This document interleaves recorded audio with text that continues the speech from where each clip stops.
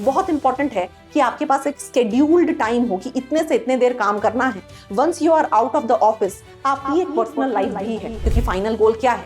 एक certain amount of money घर में आता रहे, जिसकी वजह से फैमिली खुश रहे, सैटिस्फाइड रहे। क्या सिर्फ एक्सपीरियंस के बेसिस पे आपको डिपार्टमेंट में प्रमोशंस मिलते हैं?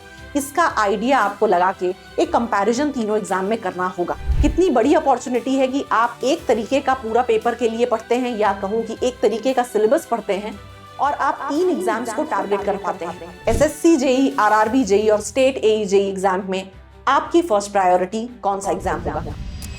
एसएससी जेई, आरआरबी जेई या आपके स्टेट में आई हुई एई या जेई की वैकेंसी, 90% ऑफ द एस्पायरेंट के मन में ये कॉमन कंफ्यूजन होता है कि इन तीनों एग्जाम्स में से उनकी फर्स्ट प्रायोरिटी कौन सा एग्जाम होना चाहिए। मुझे पता है कि ये कॉमन डाउट है डिप्लोमा और बीटेक स्टूडेंट्स के मन में, क्योंकि मैं कंटिन्यूअसली अपने टेलीग्राम पे ये पूरा कंफ्यूजन, ये क्वेश्चन फ्लोट होते हुए देखती हूं। आज मैं इस वीडियो में आपके लिए वंस एंड फॉर ऑल ये पूरा डिस्कशन क्लोज कर दूंगी। मैं वीडियो स्टार्ट करने से पहले आपको बता देना चाहती हूं कि मैं ऐसा बिल्कुल नहीं कह रही हूं कि अगर आप एसएससी जेई को टारगेट कर रहे हैं या अगर वो आपकी फर्स्ट प्रायोरिटी है तो आपको आरआरबी में अपीयर नहीं करना है या आपको स्टेट एग्जाम्स को लाइटली लेना है। बिल्कुल नहीं। मैं ऐसा भी नहीं कह रही हूं कि अगर आप आरआरबी को टारगेट करते हैं तो एसएससी को इग्नोर करिए या स्टेट एग्जाम्स को जाने दीजिए। अगर आप ऐसा सोचते हैं या करते हैं तो यह आपकी बहुत बड़ी बेवकूफी होगी। अगर आप सिलेबस को साइड बाय साइड रख के देखें इन तीनों एग्जाम्स का, तो जो एक टेक्निकल एबिलिटी का पोर्शन है वो काफी हद तक आपको सिमिलर मिलेगा, है ना?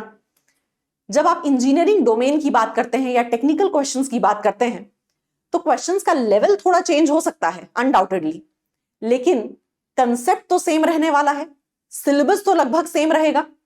तो बहुत इंपॉर्टेंट है कि आप अपीयर तो तीनों एग्जाम्स में ही करेंगे।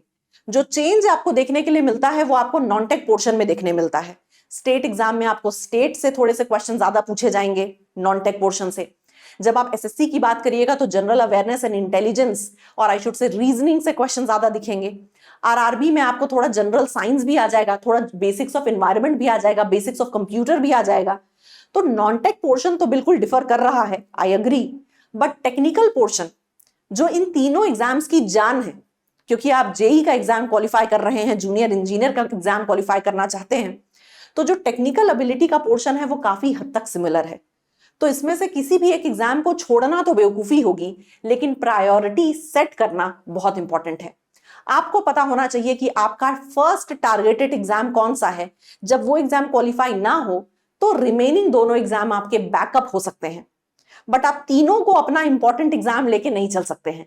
आपको एक एग्जाम को टारगेट करना होगा, उसके लिए स्ट्रैटेजी बनानी होगी और एक सही स्ट्रैटेजी के साथ आगे बढ़ के उस एग्जाम को क्वालिफाई करने के लिए कंपटीशन को बीट करना होगा। तो यहां पे आपकी प्रायोरिटी कुछ और हो सकती है, मेरी कुछ और होगी और किसी थर्ड पर्सन की कुछ और होगी, बट अपनी प्रायोरिटी में पहुंचने के लिए हमको कुछ पॉइंट्स डिस्कस करने चाहिए। मैं वो पॉइंट्स आपके साथ आज डिस्कस करूंगी और आप खुद ब खुद डिसाइड कर लीजिएगा और इस वीडियो के एंड में कमेंट सेक्शन में मुझे बताइएगा कि तीनों exams, SSC JE, RRB JEE और स्टेट एई जेई एग्जाम में आपकी फर्स्ट प्रायोरिटी कौन सा एग्जाम होगा। चलिए, अगर मैं बात करूं आपसे तो जो पहला कंपैरिजन आपको करना है वो आपको करना होगा वैकेंसी का। आपको कंपेयर करना होगा कि जो तीनों एग्जाम्स आप देख रहे हैं ऊपर, इसमें कितनी वैकेंसी आती है और कितने इंटरवल पे आती है। आपने देखा होगा कई बार स्टेट एग्जाम्स में बहुत ही 4, 10, 12 वैकेंसी आती है। कई बार वो वैकेंसी बढ़ के 50 to 60 भी चली जाती है, कई बार वो हंड्रेड्स में भी चली जाती है, राइट? तो आपको देखना होगा कि आपके स्टेट में जो एई और जेई की वैकेंसी आ रही है वो कितनी आ रही है, एसएससी जेई में वैकेंसी, एक एवरेज वैकेंसी कितनी आ रही है, और आरआरबी में एवरेज वैकेंसी लगभग कितनी आ रही है। पहले आरआरबी काफी इंटरवल में यानी कि काफी गैप में एग्जाम्स कंडक्ट कराता था, बट बड़ी वैकेंसीज लेके आता था। अभी आपको बहुत ही जल्दी जल्दी यानी कि करेक्ट ड्यूरेशन में, जैसा हम चाहते हैं वैसे आरआरबी के एग्जाम्स कंडक्ट होते हुए दिख रहे हैं, but number of vacancies reduce हुए हैं। बट ठीक है, कम से कम एग्जाम्स हो तो रहे हैं, तो आपको वैकेंसी का कंपैरिजन करना जरूरी है। सेकंड कंपैरिजन आपको करना होगा डिफिकल्टी लेवल पे। देखिए, आप जब प्रीवियस ईयर क्वेश्चन पेपर निकालेंगे तीनों ही एग्जाम का, तब आप बेटर एनालिसिस कर पाएंगे कि डिफिकल्टी का लेवल क्या होने वाला है। क्योंकि मैं अगर यहां पे कमेंट कर दूं तो हो सकता है कि वो ओपिनियन आपके साथ डिफर कर जाए। कई लोगों को लगेगा कि उनके स्टेट में जो एग्जाम्स हो रहे हैं उसका पेपर बहुत ज्यादा हाई लेवल का आ रहा है, जो कि आजकल हो रहा है, बट अभी भी कई स्टेट्स में जो जेई के एग्जाम हो रहे हैं वो बिल्कुल वन लाइनर हो रहे हैं, तो उन स्टेट के स्टूडेंट्स के लिए उनके जेई का एग्जाम बहुत ईजी है। वहीं पे एसएससी जेई ने अपना पैटर्न काफी हद तक चेंज किया है। जहां पहले वन लाइनर क्वेश्चंस आते थे, अब आपको ज्यादा statement driven and numerical questions देखने के लिए मिल रहे हैं। तो इस तरीके से आपको पीवाईक्यू का एनालिसिस करके रिजल्ट निकालना होगा कि डिफिकल्टी लेवल किसकी ज्यादा किसकी कम है। थर्ड अगर कंपैरिजन आप करेंगे तो आप करिएगा सैलरी कंपैरिजन। देखिए ये जो पूरा पंचायत हमने बैठा रखी है यहाँ पे, ये पूरी SSC JE, RRB JE, state exam, A JE क्या अच्छा क्या बेटर कर रहे हैं, इतनी मेहनत जो ये हो रही है वो सिर्फ और सिर्फ एक फाइनल आउटकम के लिए है, और वो है फाइनेंशियल स्टेबिलिटी। मुझे नहीं लगता कि अगर आपको एक अच्छी सैलरी नहीं मिलती तो आप इस एग्जाम के लिए इतना मेहनत करते, right?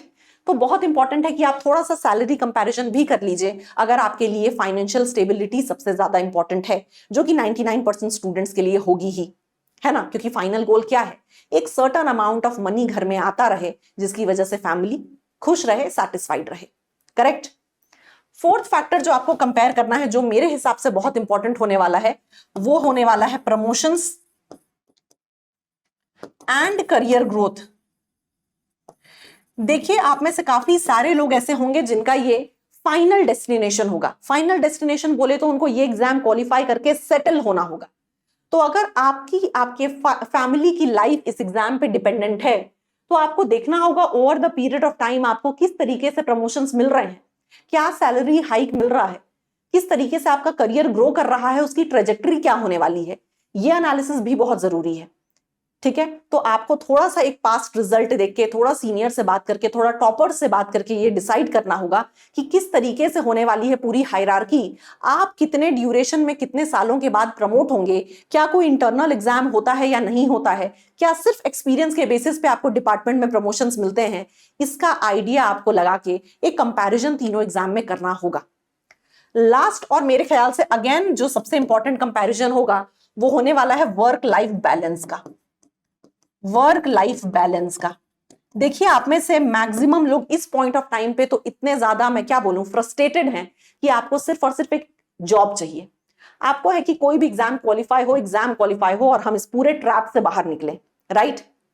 But over the period of time जब कुछ साल बीत जाएंगे तो आपको समझ में आएगा कि ये पॉइंट नंबर 5 इतना इंपॉर्टेंट क्यों है। सिर्फ आपके लाइफ में एक जॉब रहे और उस जॉब के अराउंड आपकी लाइफ रिवॉल्व करती रहे, ऐसा नहीं हो सकता। आपके पास अपनी एक फैमिली होगी और आपको चाहिए होगा कुछ सेल्फ टाइम। आपके लिए इंपॉर्टेंट है कि आपको देखना पड़ेगा कि क्या आप साइट वर्क के लिए रेडी हैं या आप एक ऑफिस वर्क चाहते हैं। स्पेसिफिकली गर्ल्स को ये पॉइंट देखना बहुत इंपॉर्टेंट है, क्योंकि उनके लिए थोड़ा सा फिजिकली डिफिकल्ट हो जाता है कि वो साइट में जाके दिन रात अपना टाइम स्पेंड कर सकें।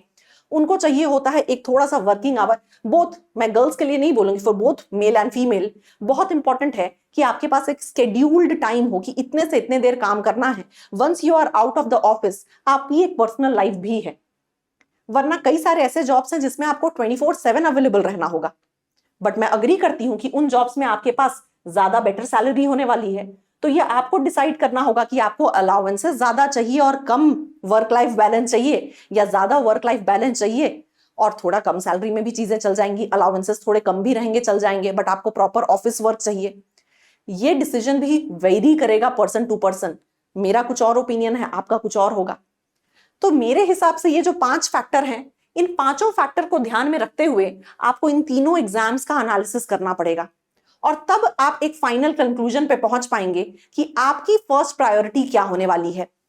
वैकेंसी कैसी आती है, पेपर का डिफिकल्टी लेवल कैसा है। डिफिकल्टी लेवल थोड़ा कम होगा अगर, तो आपको ऐसा लगेगा कि आप ज्यादा अच्छे से एग्जाम क्वालिफाई कर सकते हैं। वैकेंसी अगर ज्यादा आती होगी तो आपके लिए क्वालिफाई करने का स्कोप बढ़ जाता है, ज्यादा सीट होगी, ज्यादा चांस होगा क्वालिफाई करने का। सैलरी का कंपैरिजन देखिए इंपॉर्टेंट है ही, लाइफ में फाइनल गोल यही है। Promotion and career growth again important होने वाला है, क्योंकि आपको चाहिए कि आपकी लाइफ इस पे डिपेंडेंट है, तो अच्छा हाइक आपको मिलते रहे एक बेटर लाइफस्टाइल जीने के लिए। और वर्क लाइफ बैलेंस जरूरी है अपनी प्रोफेशनल और प्राइवेट लाइफ को बैलेंस करके चलने के लिए। ये कुछ पॉइंटर्स हैं जिसका अगर आप डेप्थ में एनालिसिस करेंगे तो आप डिसाइड कर लेंगे कि आपके लिए इन तीनों में से कौन सा एग्जाम फर्स्ट प्रायोरिटी होने वाला है। फिर से कहूंगी, आप अगर इनमें से किसी भी एक एग्जाम के लिए प्रिपेयर कर रहे हैं तो बाकी के 2 एग्जाम्स के दरवाजे आपके लिए खुद ब खुद खुल जाते हैं और बहुत इंपॉर्टेंट है कि आप अपनी गलतियों से सीखें। अगर आपने कोई गलती एसएससी में की है तो आपके पास एक अच्छा खासा स्पैन ऑफ टाइम होता है, समय होता है कि आप उस गलती को सुधारें और आरआरबी में वो मिस्टेक ना होने दें। एंड सेम आरआरबी में होती है तो वो स्टेट एग्जाम्स में ना हो या फिर आपके एसएससी एग्जाम्स में ना हो। कितनी बड़ी अपॉर्चुनिटी है कि आप एक तरीके का पूरा पेपर के लिए पढ़ते हैं, या कहूं कि एक तरीके का सिलेबस पढ़ते हैं और आप 3 एग्जाम्स को टारगेट कर पाते हैं। बट डेफिनेटली इंपॉर्टेंट है कि आपकी प्रायोरिटी सेट हो कि भैया ये एग्जाम मेरा फर्स्ट टारगेट है, ये निकलना ही चाहिए। अगर वो ना निकले तभी मेरे बाकी 2 एग्जाम्स बैकअप होने वाले हैं, और उन बैकअप के लिए भी 70% सिलेबस रेडी है मेरा, जो कि टेक्निकल पोर्शन है। बाकी का 30% आपको किसी भी तरीके से पढ़ना होगा, चाहे वो आपका जनरल इंटेलिजेंस एंड रीजनिंग हो, चाहे वो आपका कोई बेसिक्स ऑफ कंप्यूटर हो, या स्टेट एग्जाम में आपके पर्टिकुलर स्टेट का नॉन टेक पोर्शन हो, क्योंकि जनरल अवेयरनेस आपके स्टेट से पूछे जाने का चांस बहुत हाई है और वही गेम चेंजर होता है किसी भी स्टेट एई और जेई को क्वालिफाई करने के लिए। The choice is yours. मुझे कमेंट सेक्शन में जरूर बताइएगा कि इन पॉइंट्स को देखने के बाद आपने इन तीनों एग्जाम्स में से अपनी फर्स्ट प्रायोरिटी किस एग्जाम को रखी है। मैं बिल्कुल देख के कमेंट सेक्शन को ये समझना चाहती हूं कि आपका कंपटीशन कितने लोगों के साथ है, या आई शुड अंडरस्टैंड कि मैक्सिमम कंपटीशन किस एग्जाम में है। ठीक है, तो मैं कमेंट सेक्शन को बिल्कुल देखती रहूंगी। अगर आपको ऐसा चाहिए कि मैं इन 5 फैक्टर्स को डीप में आपके सामने एनालाइज करूं, यानी मैं आपको बताऊं कि प्रीवियस ईयर का पैटर्न देख के वैकेंसी तीनों एग्जाम्स में कितनी रही है, या लेवल ऑफ डिफिकल्टी कैसा रहा है, या मैं किसी भी टॉपर से बात करके आपको बताऊं कि करियर ग्रोथ कैसा रहा है, तो प्लीज मुझे बताइएगा कि आपको ऐसा कोई वीडियो चाहिए तो I will do that for you. मैं वो भी आपके लिए बना दूंगी। ठीक है, तो आई होप ये वीडियो आपके लिए फ्रूटफुल रही होगी, एंड मेरी नजर कमेंट सेक्शन में है। Take care everyone.